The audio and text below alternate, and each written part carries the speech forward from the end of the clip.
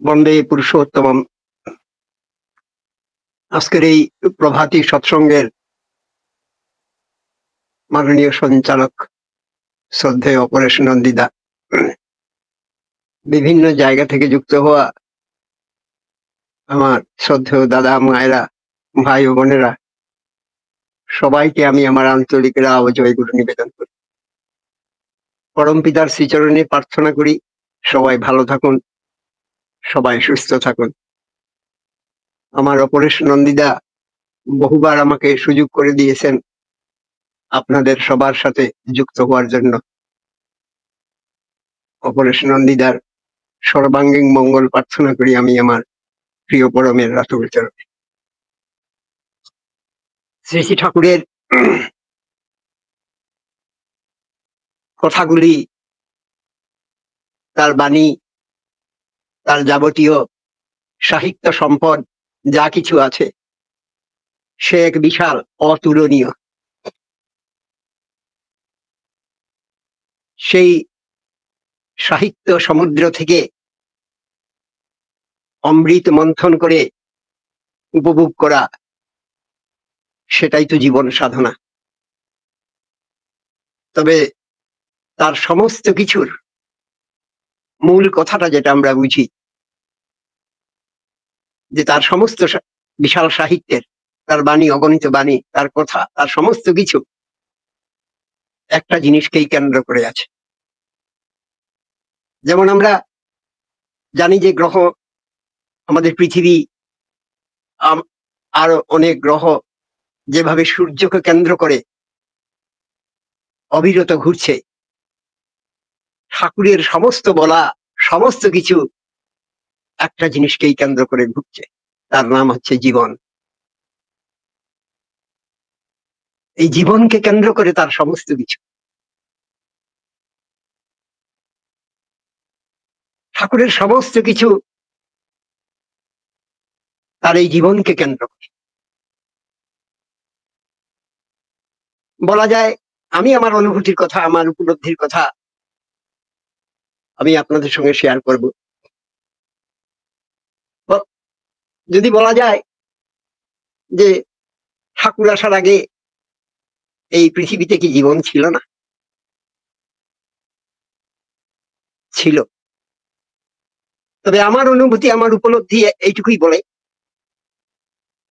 যে জীবন ছিল, কিন্তু বাস্তব করার ভিতর দিয়ে জীবন চেতনা যেটা, সেটা আমার মধ্যে ছিল না। যতটুকু থাকা প্রয়োজন ততটুকু আমার ছিল জীবন চেতনা। শ্রী শ্রী ঠাকুরের চরণ প্রান্তে যখন এলাম, একটা জিনিস মর্মে মর্মে উপলব্ধি করলাম, যে এই জীবনটাই তো বেজ, সমস্ত কিছুর বেজ এই জীবনটা, ভিত্তি এই জীবনটা, সমস্ত কিছু তাকে কেন্দ্র করেই তো আমার সমস্ত কিছু। এই জীবনটা আছে বলেই তো আমার সমস্ত কিছু। জীবনটা যদি না থাকতো, কিছু আছে বা কিছু উপভোগ করবো তার তো প্রশ্নই উঠতো না। এই যে জীবন চেতনা যেটা শ্রী ঠাকুর আমার মধ্যে জাগিয়ে দিলেন, যে তুমি আছো, আমার ভিতরে একটা চেতনা জাগলো যে আমি আছি। আর এই আমি আছি, এই চেতনাটা আমার ভিতরে যখন জাগলো, পাশাপাশি আর একটা ভাবও আমার জাগলো। আমার এই থাকাটাকে, আমার এই আছিটাকে কিভাবে আমি বহাল রাখবো, কিভাবে আমি ইনট্যাক্ট রাখবো, এই প্রশ্নটাও স্বাভাবিক আসে। অটোমেটিক্যালি এই প্রশ্নটা সম্মুখে এসে দাঁড়ায়। খালি আমি আছি বললেই তো হবে না, আমার এই থাকাটাকে আমি কিভাবে বহাল রাখবো, এই জীবন চেতনা বোধ আমার ভিতর ঠাকুর জাগিয়ে দিলেন। একটা সবচেয়ে বড় প্রশ্ন যেটা ঠাকুরের, তার এই বিশাল আদর্শের মধ্যে তিনি আমাদের জবরদস্তি কিছু করাতে চান নাই। ঠাকুরের নারীর নীতি বইতে একটা বাণীও আছে, সুনীতি বা সুনিয়ম কাউকে জবরদস্তি কিছু করাতে চায়, কিন্তু যে করে মঙ্গল তাকে অভিনন্দিত করে। ঠাকুরের জগতে জোর জবরদস্তির কোনো ব্যাপার নাই, কিন্তু যে করে, তিনি সেই ডিসিশনটা আমার উপর ছেড়ে দেন। তিনি এখানে কোনো জোর জবরদস্তি নাই, ডিসিশনটা আমার উপর ছেড়ে দেন, ডিসিশনটা তিনি আমার উপর ছেড়ে দেন। প্রসঙ্গক্রমে আমার একটা ব্যক্তিগত জীবনের কথা মনে পড়ে। আমি যখন মেট্রিক পাশ করে প্রথম দিন যেদিন আমি কলেজে যাই, first day of my college life, সেই 1970-এর দশকের কথা। কলেজে যাই, সেদিন আমার বাবা আমাকে একটা কথা বলেছে, আমার সমস্ত জীবন আজও আমি সেই কথাটা মনে রাখি, ঠাকুরের জগতেও আমি এই কথাটা মনে রাখি। আমাকে বলেছিলেন, তোমার পড়া সম্পর্কে যা খরচ সব আমি দিব, তোমার যাবতীয় খরচপত্র আমি দিব, এটা ঠিক, কিন্তু কলেজে গিয়ে তুমি ক্লাসে বসে প্রফেসরের লেকচার শুনবে না কলেজ ক্যান্টিনে বসে তুমি সময় কাটাবে, সেই ডিসিশনটা তোমার, সেই ডিসিশন তোমার। আমার আজও সেই কথাগুলো আমার কানে বাজে, আমার বাবার কথা। তোমার সমস্ত পড়ার খরচটা আমি দিব, তুমি নিশ্চিন্ত থাকো, কিন্তু কলেজে গিয়ে ক্লাসরুমে বসে প্রফেসরের লেকচার শুনবে না কলেজ ক্যান্টিনে বসে সময় কাটাবে, সেই সিদ্ধান্ত তোমার, ডিসিশনটা তোমার। আজও আমি সেই কথাগুলি ঠাকুরের জগতে যখন বসি চিন্তা করি, এই কথাগুলি আমি ভাবি যে ডিসিশনটা তো ঠাকুর আমার উপর দিলেন। তিনি নিয়ম করলেন, তুমি যখন দীক্ষা নেবে তুমি ইষ্টভীতি করবে, জোর জবরদস্তির কোনো ব্যাপার নাই, ডিসিশন আমার, ডিসিশন আমার। তুমি দীক্ষা নিয়ে শুধু কি আত্মকেন্দ্রিক থাকবে, না তোমার ভাই বন্ধু পাড়া প্রতিবেশী সবার ভিতর তুমি যে জীবন চেতনা জাগিয়ে দিবে, ইষ্টকেন্দ্রিক জীবন চেতনা জাগিয়ে দিবে, কি করবে তুমি, সেই ডিসিশনও তোমার। সর্বক্ষেত্রে বললেন সেই ডিসিশন তোমার, আমি তোমাকে জোর জবরদস্তি কিছু করাতে চাই না, তুমি তোমার জন্য দায়ী, দেশ দশ বর্তমান ভবিষ্যৎ সবের জন্য তুমি দায়ী, ডিসিশন তোমার। তিনি এখানে জোর জবরদস্তি কিছু করেন না, আর সমস্ত কিছুর মূলে তিনি বলে দিলেন, এই বিশাল তার যে সাহিত্য সম্পদ, এই সম্পদের একটাই তিনি মন্ত্র দিলেন যখন তাকে প্রশ্ন করা হয়েছে যে ঠাকুর আপনার এই বিশাল সাম্রাজ্যের মূল টুকটা কি, ঠাকুর বললেন বি কনসেন্ট্রিক, কেন্দ্রায়িত হোক। আমি যত তার প্রতি কেন্দ্রায়িত হব, বাস্তব করার ভিতর দিয়ে তাকে আমি যত ভালোবাসবো, তাকে তত আমার ভিতর চেতনা জাগবে, ভাব জাগবে তাকে খুশি করার। আর তাকে খুশি করতে গেলে অটোমেটিক্যালি ভাব জাগবে, আমার ভাই বন্ধু পাড়া প্রতিবেশী যারাই আছে তাদেরকেও আমি ভালোবাসি, তাদের কাছেও আমার ইষ্টের কথা আমি পৌঁছে দেই। আমি আমার মধ্যে না থেকে আমি বিস্তারের মধ্যে নিজেকে বিলিয়ে দিই, এই ভাবটাই থাকবে। তাই মূল কথা বি কনসেন্ট্রেট, তুমি কেন্দ্রায়িত হও। এটার মধ্যে সমস্ত কিছু আমার দায়িত্ব কতটুকু সেটা আমাকে উপলব্ধি করতে লাগবে, নিজে নিজে উপলব্ধি করতে। আমি যদি শুধু নিজের মধ্যে আমি সীমাবদ্ধ থাকি, তাহলে তো তিনি খুশি হবেন না, তিনি সন্তুষ্ট হবেন না। ঠাকুরের একটা কথা একটা জায়গায় বলেছে যে তুমি আসমুদ্র হিমাচল পর্যন্ত বক্তৃতা দিয়ে গান গাইয়ে সমস্ত কিছু করে যদি তুমি মাতিয়ে দাও, আর তোমার বংশধারার মধ্যে যদি আমাকে চারিয়ে দিতে না পারো, তুমি আমাকে ফাঁকি দিয়েছো। বিশাল কথা, বিশাল কথা। ঠাকুরের জগৎটা হ্যাবিট ফরমেশনের কথা, একদিনে হয় নাই, আর একদিনে রাতারাতি কিছু হয়ে যাক, ওভারনাইট কিছু হয়ে যাক, এমন তো রাজগুবি কোন কিছু ঠাকুর আমার কাছে প্রত্যাশাও করেন নাই। এমন তো রাজগুবি কোনো কিছু আমার কাছে তিনি প্রত্যাশাও করেন নাই। তিনি সংক্ষেপে বলে দিয়েছেন, চেষ্টা না করাটাই বলছেন তুমি প্রাণপণে চেষ্টা করা সত্ত্বেও যদি বিফল মনোরথ হয়, ছেড়ো না, ওই অম্লান চেষ্টাই তোমাকে মুক্তির দিকে নিয়ে যাবে। হ্যাবিট ফরমেশনটা বড় কথা, আর সেই হ্যাবিটটা হবে তাকে কেন্দ্র করে। ভোরবেলা উঠে প্রার্থনা করা, ইষ্টবিধি করা, এটাও তো একটা হ্যাবিট ফরমেশনের ব্যাপার। আমি এই অভ্যাস গ্রহণ করলাম কি না করলাম, বা করার চেষ্টা করলাম কি না করলাম, সেটা আমার কথা। আমি করলাম কি না করলাম, ডিসিশনটা তো আমার থাকে। ঠাকুরের কাছে আমি শুনেছি যে ব্রাহ্ম মুহূর্তে ইষ্টবিধি করবে, সকালবেলা তুমি প্রার্থনা করো, থানকুনি পাতা খাও কিংবা তুলসী পাতা খাও, এগুলা কথা তিনি বলে দিয়েছেন। কিন্তু হ্যাবিট ফরমেশন তো আমাকে করতে লাগতো। হ্যাবিট ফরমেশনই যদি আমি না করি, তা হবে কিভাবে? আমার ফ্যামিলিতে তো আমার যারা বংশোদ্ধর, তারা তো দেখতে লাগবে যে বাবা থানকুনি পাতা খায়, বাবা ভোরবেলা উঠে ইষ্টবিধি করে, প্রার্থনা করে, মাও করেন। পরবর্তী ডিসেন্ডেন্ট যারা, বংশোদ্ধর যারা, তারা তো লক্ষ্য করবে, দেখবে ওই হ্যাবিট ছোটবেলা থেকে ফরমেশন হয়ে যায়। তাই ঠাকুর 12 বছর বয়সে দীক্ষার কথা বলছে, ছোটবেলা থেকে ফরমেশন হয়, ধীরে ধীরে ফরমেশন হয়।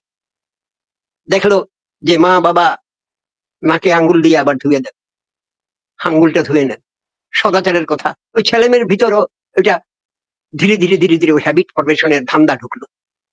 আমাকে বলছেন তুমি এই হ্যাবিট ফরমেশনটাই তুমি করো, একদিনের কিছু হয়ে যাক, এমন রাতারাতি কিছু হয়ে যাক, ঠাকুর এমন কিছু আমার কাছে আশা করে। আর বলেনও নাই তিনি। সবচেয়ে বড় কথা, জীবন চেতনাবোধ। আমি আছি মানে আমার জীবনটা আছে, আর এই জীবনটা তো কন্টিনিউ করার ডিসিশন যেটা ঠাকুর আমার করেছিলেন। আর ঠাকুরের জগতে তত্ত্ব কথার ততটুকু তাৎপর্য নাই যতটুকু বাস্তব অনুশীলনের তাৎপর্য আছে। তাই তিনি বলছেন আমার বলাগুলি যদি শুধু তোমার চিন্তারই ক্ষুধা করে, শুধু চিন্তার কথা, তাহলে পাওয়া যে তোমার তমসাচ্ছন্নই রয়ে। এখানে তত্ত্ব কথার কতটুকু আমি জানি, কতটুকু আমি শাস্ত্র ঘাটাই, কতটুকু কি, ওটুকু এই ঠাকুরের জগতে তার কোনো গুরুত্ব নাই। বলছেন তুমি কতটুকু করলে, আর কতটুকু করলে এই করাটার উপর তার এত গুরুত্ব। তাই তিনি বলছেন না করে যে পেতে চাই দুঃখ তার পিছনে, এই করাটা ডেঞ্জার। আরো তিনি বললেন যে doing is the mother of getting, করাই পাওয়ার জন্য। করো করো, করতে লাগবে। এখানে তত্ত্ব কথার কোনো মানে, এখানে করার জগৎ। তিনি যা বলেছেন আমাকে করতে লাগবে, যদি আমি আমার জীবনটাকে কন্টিনিউ করতে চাই। তিনি আমাকে বলে দিয়েছেন যে বৈধি বিবাহের কথা। আমি সৎসঙ্গী মানুষ হয়েও যদি আমার পরিবারে তার বিধান মতো বিবাহ আদি যদি না করাই, তাহলে যা হবার তাই হবে, পরবর্তী জেনারেশনে যা হবার তাই হবে, পরবর্তী জেনারেশনে যা হবার তাই হবে। এটা নিয়মের রাজত্ব, কোনদিন প্রকৃতি আমাকে রেহাই দিবে না, অসম্ভব। তাই ঠাকুর বলছেন তুমি প্রাণপণে প্রকৃত হতে চেষ্টা করো, প্রাণপণে তুমি প্রকৃত হতে চেষ্টা। আমি যতটুকু প্রাণপণে প্রকৃত হব, প্রকৃতি তো আমাকে ততটুকুই উপাধি দিবে, ততটুকুই দিবে, একদম পুরা মেজার্ড, পুরা মেজার্ড। রিটার্নটাও আমি পাবো, প্রকৃতি আমাকে ততটুকুই রিটার্ন। এখানে কোনো কম্প্রোমাইজ নাই, এখানে কোনো অন্য কিছু চিন্তা নাই। করার জগৎ, ঠাকুরের জগৎটা করার জগৎ। ঠাকুরের এখানে আমার একটা জিনিস ভালো লেগেছে, যে অস্ট্রেলিয়া থেকে আমার বোন আলপনা নন্দীমা জয়েন করেছে। ওনার সেই যে দাদু ডক্টর পেয়ারি নন্দিতা, সেই যে যুগের কথা, কি কষ্টের কথা, কি না কষ্ট সেই যুগে মানুষ করছে। আজ তো আমরা দেওঘরে গেলে রাত সুখে বসে আনন্দ বাজার খাই। সেই যে আদি যুগের কথা, আপনার কথা, কিংবা দেওঘরে যে শুরু কথা, ঠাকুরের কি না কষ্টের কথা। মানুষ সেই কষ্টগুলাকে স্বীকার করে নিয়ে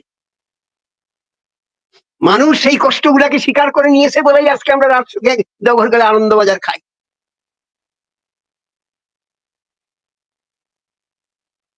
আজকে তারা কি না কষ্ট করেছে, ভালো খাবার জুটে নাই।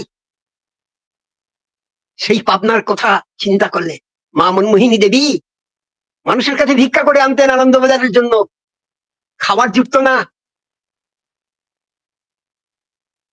তথাপি তার ইষ্টের কাছ থেকে কেউ বঞ্চিত হয় নাই, করে গেছে, কষ্টটাকে স্বীকার করে নিয়েছে। তাই আমাদের যারা পূর্বপুরুষ, যারা তাদের জীবন থেকে আমরা এটা এসে যে আয়েসে জীবনযাপন করাটা মানে ইষ্টকর্ম নয়। সেই যুগে তো বহু মানুষ ছিলেন যারা ইচ্ছা করলে আয়েসে লাক্সারিয়াস লাইফ তারা কাটাতে পারতেন, বিলাসবহুল জীবন কাটাতে পারতেন, এমন বহু মানুষ ছিলেন সেই যুগে, আজও আছে। কিন্তু সেই বিলাসিতা, সেই আমেজ, সমস্ত কিছুকে তারা তুচ্ছ করেছেন, ইষ্টকে প্রাধান্য দিয়েছেন। এই কষ্টটা স্বীকার করে নিতে লাগবে আমাদের। এটা যদি সামান্য একটা দৃষ্টান্ত দেওয়া যায় যে আমার ভোরবেলা ঘুম থেকে উঠার আমার অভ্যাস নাই, আমার হ্যাবিট নাই, কিন্তু আমার ভিতরে যদি আমার ঠাকুর যে বলছেন বিকনসেন্ট্রিক, তুমি কেন রাইতে হও, ওই হ্যাবিট ফরমেশনটা আমি বিকনসেন্ট্রিক চেতনা নিয়ে আমি করবো না। আমার গুরু আমাকে বলেছেন, আমার ঠাকুর আমাকে বলেছেন যে প্রত্যুষে আমি ইষ্টভীতি করি। একদিন, 2 দিন, 3 দিন, 4 দিন করতে করতে করতে করতে দেখা যাবে, এই হ্যাবিট ফরমেশন করতে করতে দেখা যাবে ওই ভোরবেলা ঘুম থেকে উঠার আমার অভ্যাসটা হয়ে গেছে। প্রথম প্রথম হয়তো কষ্ট হতে পারে। আমার পরিবারে যারা আছে ওরাও দেখবে, আজকে না করুক, আমাকে দেখে আজকে না করুক, একদিন ওদেরও চেতনা যাবে, আরে এই বেলা 8টার সময় ইষ্টভীতি করলে তো হয় না, বেলা 8টার সময় ইষ্টভীতি করলে হয় না। আমার বাবা যেহেতু সকালে উঠে ইষ্টভীতি করতেন ভোরবেলা, আমার ঠাকুর যেহেতু সকালে করতেন, এই চেতনাটা তো একদিন না একদিন তাদের জীবনে আসবে। এই হ্যাবিট ফরমেশন, এটাই করতে বহু সাধনা করতে হয়। আর ওরা যত কষ্ট করেছে, আমাদের পূর্বপুরুষরা যে এই যে ঠাকুরের জগতে তো কষ্ট করেছে, এই হ্যাবিট ফরমেশনটাই করেছে, আর সমস্ত কিছু সহ্য করেছে ঠাকুরের জন্য, ইষ্টের জন্য। আজকে ঠাকুরের জগতে যে বা যারাই এই কষ্টটাকে স্বীকার করে নিয়েছে, তারা কষ্ট করেছে, কিন্তু সেই যুগে ডক্টর পেয়ারি নন্দীর মতো বহু মানুষ অনেক কষ্ট করেছে, কিন্তু ঠাকুর কারোর সঙ্গে বেইমানি করেন নাই। তারা কষ্ট করেছে, কিন্তু তাদের পরবর্তী বংশধর আজ রাজ সুখে আছে, রাজ সুখে। এরকম সৎসঙ্গ জগতে হাজার হাজার দৃষ্টান্ত আছে, রাজ সুখে আছে। ঠাকুর কারোর সঙ্গে বেইমানি করেন নাই, কারোর সঙ্গে তিনি অন্য কিছু ভাবেন নাই, যা দেবার তিনি দিয়ে দিয়েছেন। সেই ব্যক্তিটা হয়তো রাজসুখে থাকতে পারে নাই, ঠাকুরের জন্য কষ্ট করে গেছে, কিন্তু ঠাকুর তার পরবর্তী বংশধরকে শুধু এস্টাবলিশ করেন নাই, সব দিক দিয়ে পরিপূর্ণ করে দিয়েছে। এই তো আমার ঠাকুর। সেটা ফিল করতে গেলেও, সেটা ফিল করাটা একটা বড় প্রশ্ন, বড় কথা। ঠাকুরের দয়টা ফিল করা যে, সেটা একটা বড় কথা। আমার সেই বুধ, সেই জ্ঞান, সেই দর্শন, সেই চাহনি আমার থাকতে লাগবে তার দয়াটা ফিল করতে। জীবনের এভাবে প্রতি মুহূর্তে অনেক কিছু আমার জীবনে ঘটে যায়। অবসর সময়ে যদি নিজেকে নিজে অ্যানালাইসিস করি, কিভাবে হলো,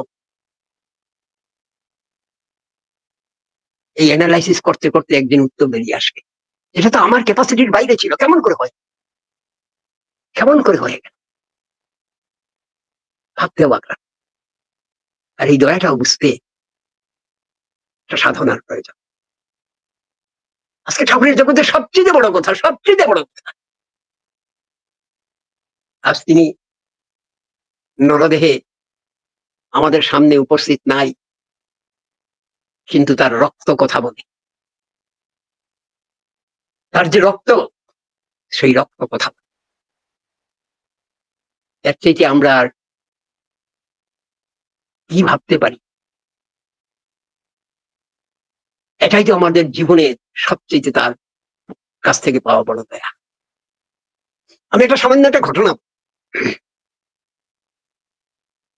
একটা দাদা এবং মা, আজ বেশ 4-5 বছরের আগের কথা। আমার মাধ্যমে দীক্ষাও হয়েছিল, আমার মাধ্যমে ওরা সুস্থ হয়ে গিয়েছিল। যে তার রক্ত কথা বলে, পৃথিবীর ইতিহাসে এই দৃষ্টান্ত আর নাই। ভদ্রমহিলা একদিন আমার কাছে আসে, সে আমাকে খুব কান্নাকাটি করতে লাগে। আমি বললাম, তুমি কি হয়েছে এত কান্নাকাটি? আমাকে বললেন, দাদা আমার 4-5 বছর হয়েছে বিয়ে হয়েছে, আমার কোনো সন্তানাদি হয় নাই বলে আমার শ্বশুর বাড়িতে আমাকে অনেক কটু কথা শুনতে হয়। আমি বললাম, তাতে কি হয়েছে? বলে, আমি অনেক ডাক্তার দেখিয়েছি, আমি এবং আমার হাজব্যান্ড অনেক ডাক্তার আমি দেখিয়েছি, কোনো রেজাল্ট নাই। আমি বললাম, ঠাকুরের কাছে কোনোদিন নিবেদন করেছিলে তুমি? না। আমি বললাম, তার জগতে ইম্পসিবল বলে কোনো কথা নাই যদি তোমার বিশ্বাস থাকে। ঠাকুরের জগতে ইম্পসিবল বলে কোনো কথা নাই যদি তোমার বিশ্বাস থাকে আর নিষ্ঠা থাকে। আমি তাকে সৎসঙ্গ কমিউনিকেশন সেন্টারের নাম্বারটা দিলাম, টোল ফ্রি নাম্বার। তুমি এই নাম্বারে তুমি যোগাযোগ করো, ঠাকুর বাড়িতে এই নাম্বারে তুমি যোগাযোগ করো। আর যদি যেতে পারো সেটা আরো ভালো কথা, যদি তুমি প্র্যাকটিক্যালি যেতে পারো সেটা আরো ভালো কথা।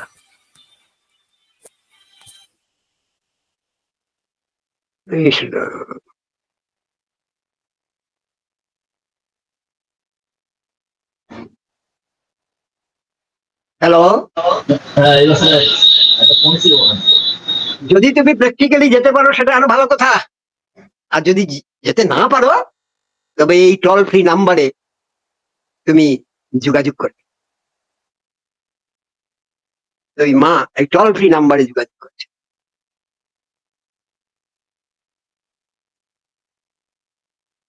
এই পরম পূজ্য বাদল শ্রী দাদার